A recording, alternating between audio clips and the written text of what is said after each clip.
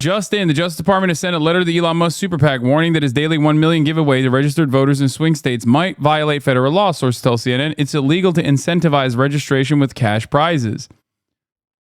Wow. It turns out we have a fucking Justice Department. That's crazy.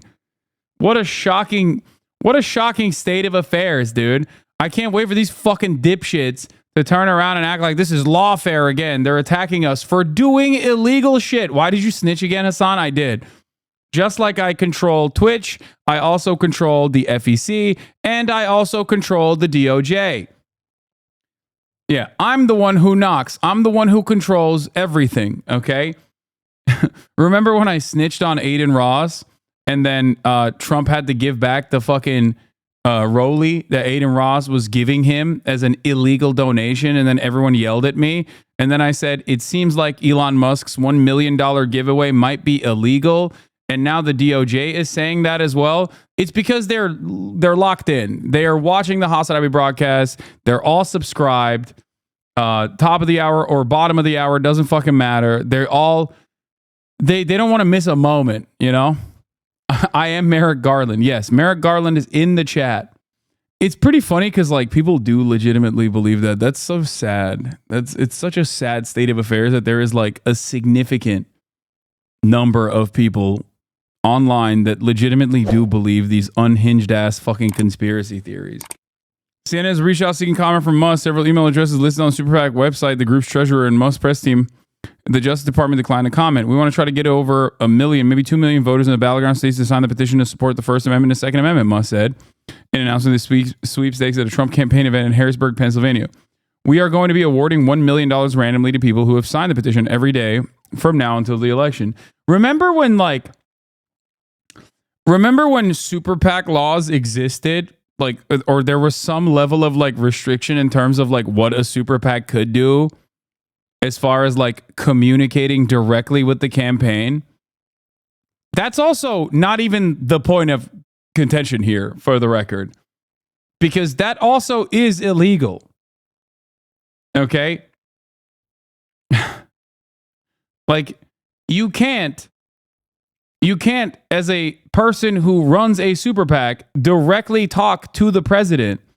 It's supposed to be, super PACs are supposed to be about certain issues.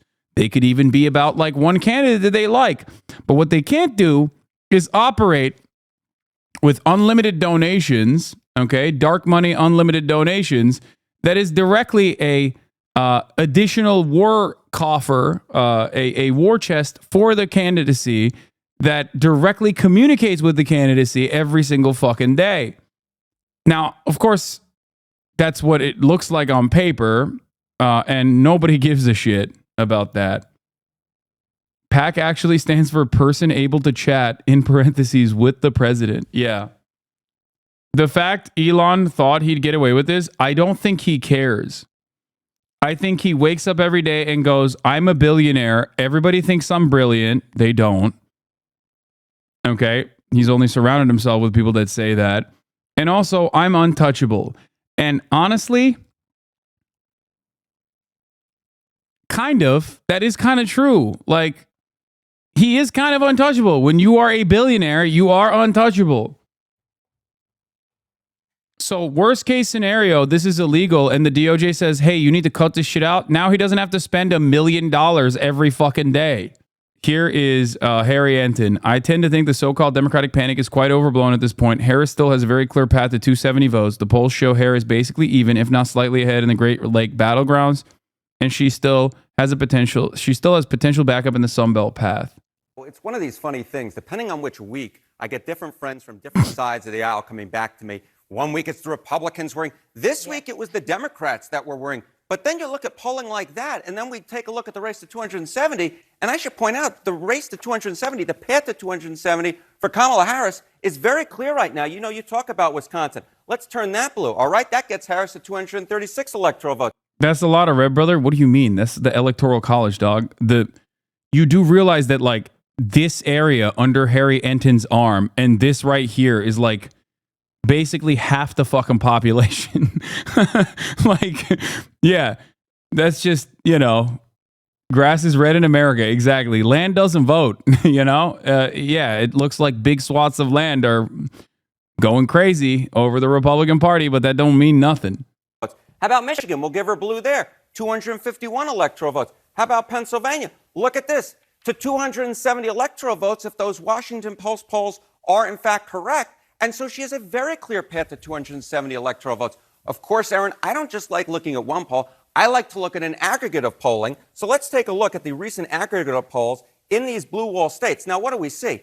We see very close contests. It's actually closer than the Washington Post polls. But again, less than a point lead for Harris in Wisconsin, less than a point lead in Michigan, less than a point lead in Pennsylvania. But the bottom line is Kamala Harris, based upon these polling data, both from the Washington Post and in the averages, has a very clear path at this particular point, just based upon those states, to 270 electoral votes. The bottom line is I don't understand the Democratic panic right now because the path is clear.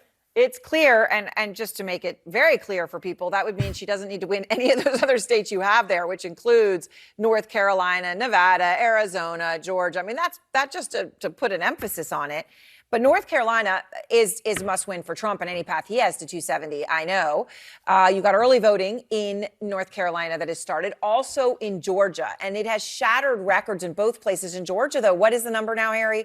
More than 1.5 million? 1.5 million. Yeah. Okay. And I had seen somewhere that it's double-digit percentage point, double-digit of who voted before. It could be 13% or so already of the electorate. I mean, those numbers are pretty stunning. We just have to trust that the polls aren't underestimating Trump like they have in the last two elections. I mean, dude, they have adjusted so much that people literally claim that the polls are firmly adding on like 2 points on Trump's side.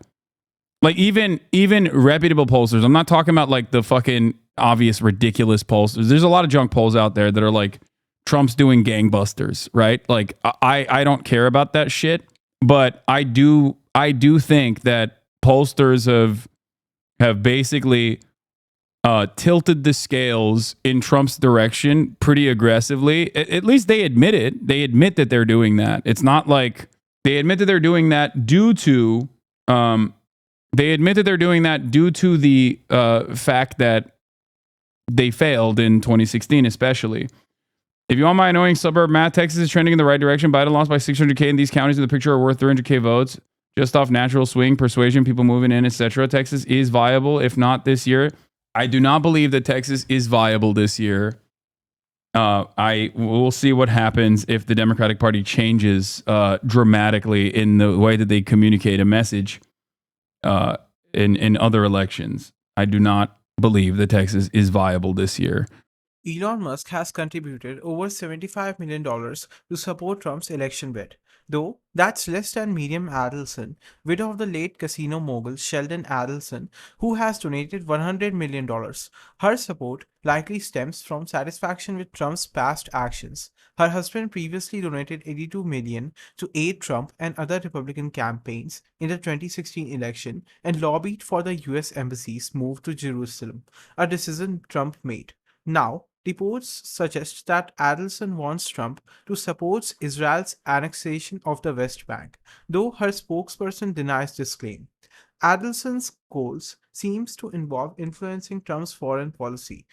Elon's motive is likely money and power. Trump has hinted at a possible role for Musk as Secretary of Cost Cutting, with Musk himself indicating an interest in improving government efficiency, likely with an eye on securing even more funding for his businesses. If you found this video informative, then make sure to hit the like button and subscribe to his channel for more videos like this, and thanks for watching.